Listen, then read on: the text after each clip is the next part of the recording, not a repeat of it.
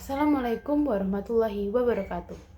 Halo semua, perkenalkan saya dari kelompok 4 mata kuliah pengantar sistem informasi dengan dosen pengampu Bapak Dr. Rimuljo Hendradi SSI MSI. Pada kesempatan kali ini saya Dewi Putri Malasari dengan NIM 187251007 dan teman saya Gustiara Dwika Trisni dengan NIM 187251008 akan membahas tentang studi kasus yaitu pelanggaran data Marriott. Yang pertama adalah latar belakang. Marriott International adalah salah satu jaringan hotel terbesar di dunia. Pada tahun 2016, Marriott membeli akuisisi jaringan hotel lain bernama Starwood Hotels dan Resort yang dimiliki oleh merek Sheraton, Westin, dan ST Regis, serta W Hotels, dan lain-lain. Setelah diakuisisi, sistem data tamu Starwood otomatis menjadi bagian dari Marriott. Starwood mempunyai database reservasi tamu yang menyimpan data penting, yaitu nama, alamat, nomor telepon, email, tanggal lahir, bahkan nomor paspor dan detail kartu pembayaran. Jadi ini adalah harta karun data tamu yang sangat besar. Ternyata sistem reservasi Starwood sudah dibobol hacker sejak tahun 2014. 2 tahun sebelum Marriott membeli Starwood, artinya Marriott mewarisi masalah keamanan ini tanpa sadar saat akuisisi. Nah, untuk selanjutnya saya akan menjelaskan di bagian kronologi. Kejadian ini tuh bermula pada tahun 2014, di mana serangan pertama ke sistem reservasi Starwood itu terjadi. Peretas berhasil menyusup dan tetap berada di jaringan tanpa terdeteksi. Selanjutnya pada tahun 2015, itu tuh sudah ada indikasi bahwa sistem Starwood sudah pernah dibobol sebelumnya. Bahkan 8 bulan sebelum kejadian resmi diumumkan. Namun, masalahnya tuh gak pernah benar-benar diatasi gitu. Di tahun selanjutnya, yakni tahun 2016, Marriott itu mengakuisisi Starwood. Meski begitu, sistem reservasi Starwood tetap digunakan dan belum diimigrasikan ke infrastruktur Marriott yang lebih aman. Pada tanggal 8 September 2018, alat keamanan internal Marriott mendeteksi aktivitas mencurigakan. Ada query database yang tidak biasa, menggunakan akun administrasi tetapi bukan oleh pemilik aslinya. Di bulan September sampai November 2018 itu tuh dilakukannya investigasi forensik. Ditemukan bahwa data pelanggan telah dicuri sejak 2014. Peretas di sini menggunakan remote access trojan dan alat seperti Mimikatz untuk mencuri kredensial. Mereka mengendalikan akun administrator selama bertahun-tahun. Nah, di tahun 2018 Marriott tuh berhasil mendeskripsi sebagian data yang bocor. Hasilnya, mereka menemukan bahwa sekitar 500 juta data tamu dicuri. Data tersebut meliputi nomor paspor, nomor kartu kredit yang sebagian terenskripsi dan sebagian tidak, alamat email, nomor telepon, serta detail reservasi. Nah, akhirnya pada tanggal 30 November 2018 tuh Marriott secara resmi mengumumkan kebocoran data besar ini ke publik. Oke, yang selanjutnya adalah siapa sih yang merentas Marriott dan mengapa? Pada awalnya, pencurian data Marriott diduga dilakukan oleh penjahat cyber biasa untuk tujuan pencurian identitas atau penjualan data di dark web. Namun, laporan New York Times dan Washington Post pada Desember 2018 menyebutkan bahwa peretasan ini kemungkinan besar dilakukan oleh peretas yang disponsori pemerintah Tiongkok. Lalu, indikasinya, yang pertama adalah pola serangan dan kode cocok dengan teknik yang biasa digunakan oleh peretas Tiongkok. Yang kedua, data hasil curian tidak muncul di dark web, menunjukkan motivasi bukan finansial. Dan yang ketiga, fokus pada nomor paspor dan data perjalanan yang bisa dipakai untuk melacak pejabat pemerintah serta intelijen Amerika Serikat. Lalu yang keempat, mirip dengan serangan terhadap kantor manajemen personalia atau OPM Amerika Serikat dan Equifax, yang juga dikaitkan dengan operasi siber besar Tiongkok. Lalu motivasi utama diduga untuk mengumpulkan danau data atau data lake berisi informasi detail tentang pegawai pemerintah dan militer AS guna keperluan intelijen dan analisis big data, bukan keuntungan finansial. Dan yang terakhir adalah bahkan pada 2020 ini Departemen Kehakiman AS mengaitkan serangan Marriott dengan kampanye siber besar Tiongkok sekelas dengan kasus Equifax dan OPM. menandakan bahwa ini adalah operasi negara, bukan sekedar kejahatan cyber biasa. Nah, setelah mengetahui siapa yang meretas dan mengapa serta indikasinya, sekarang saya akan menjelaskan metode penyerangannya. Metode penyerangannya ini menggunakan akses lewat server web atau web shell. Peretas di sini memasang sebuah web shell di server yang terhubung ke internet. Itu memberi mereka kemampuan untuk menjalankan perintah dari jarak jauh pada server tersebut. Nah, yang kedua, mereka tuh memasang perangkat kendali jarak jauh atau RIT. Setelah punya akses, mereka menempatkan program jahat yang memungkinkan kontrol penuh dari jauh, sehingga penyerang tuh bisa mengendalikan mesin seperti pengguna admin. Nah, yang ketiga, mereka tuh mencuri kredensial dari memori menggunakan mimikatz. Mereka tuh menggunakan alat untuk mengambil kata sandi, hash, dan token autentikasi yang tersimpan sementara di memori sistem.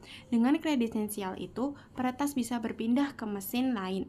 Nah, yang keempat, mereka tuh menggunakan pergerakan lateral di jaringan.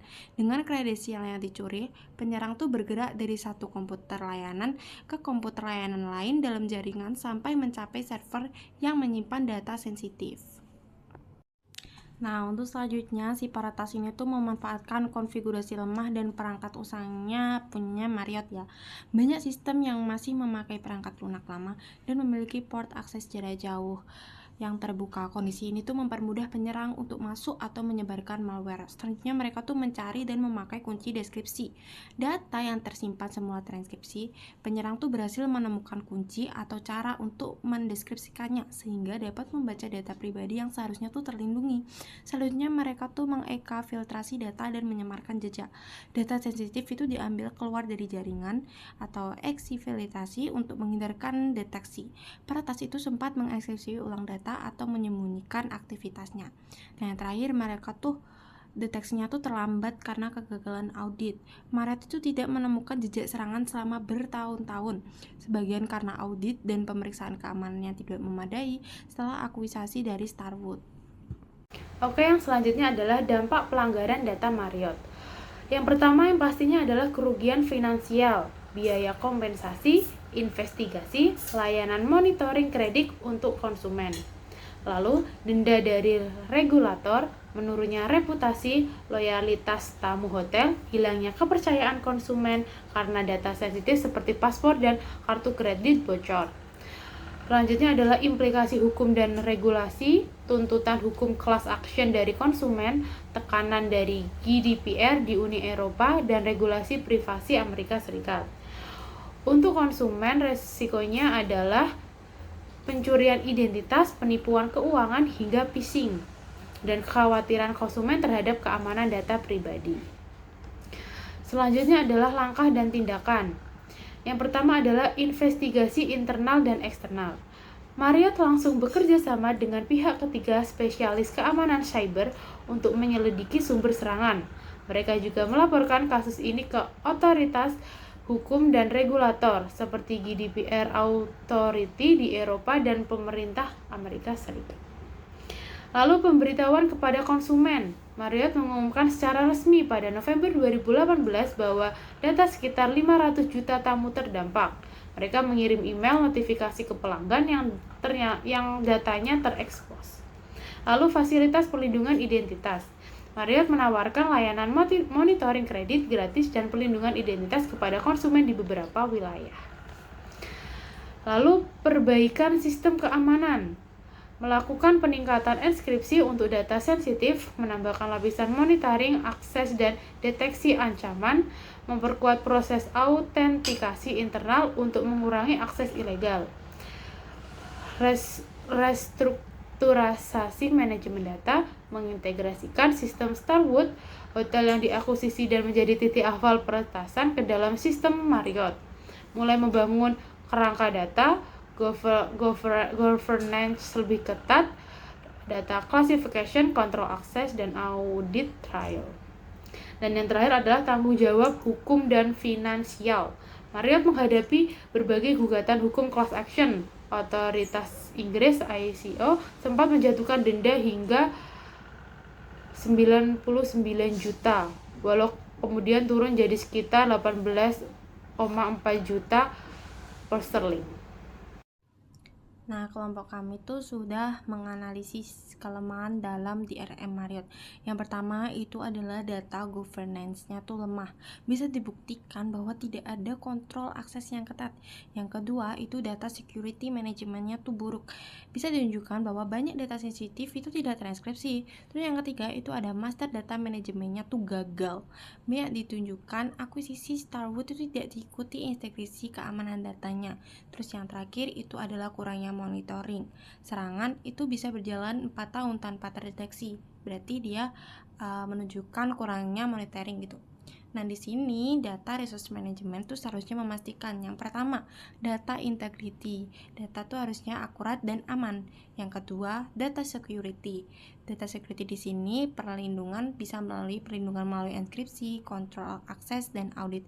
Terus yang ketiga itu ada data governance. Siapa berhak mengakses dan bagaimana mengelola datanya. Terus yang keempat, kalau DRM diterapkan dengan benar, Marriott tuh bisa dideteksi lebih awal dan meminimalisir kerugian. Nah, pelajaran yang bisa diambil di sini adalah bahwa perusahaan tuh harus menganggap data sebagai aset strategis, bukan hanya beban penyimpanan. Terus dengan penerapan DRM yang kuat seperti governance, security, integrasi, monitoring, training, and incident response, itu tuh risiko bisa ditekan. Lalu yang terakhir adalah kesimpulan. Kasus Marriott menunjukkan betapa mahalnya kegagalan DRM. Kebocoran selama 4 tahun baru terdeteksi. Bukti lemahnya governance, security, dan audit data.